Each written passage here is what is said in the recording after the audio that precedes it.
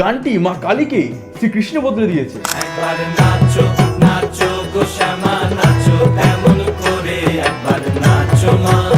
হিন্দু শাস্ত্র অনুযায়ী আমরা প্রত্যেকেই এক, তাই যিনি শ্রীকৃষ্ণ তিনিই শিব এবং তিনিই মা কালী।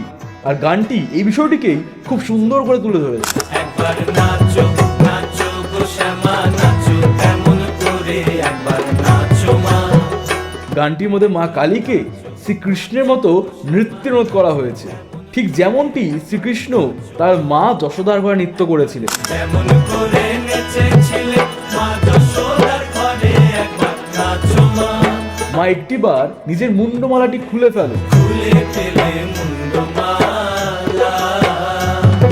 শ্রীকৃষ্ণের মতো বনমালা ধারণ করো। ঘর দেখি মা বনমালা। একটি বারের জন্য নিজের অস্ত্রগুলিকে নামিয়ে রাখো আর বাঁশিটি তুলে ধরো। একবার খুশি ছেড়ে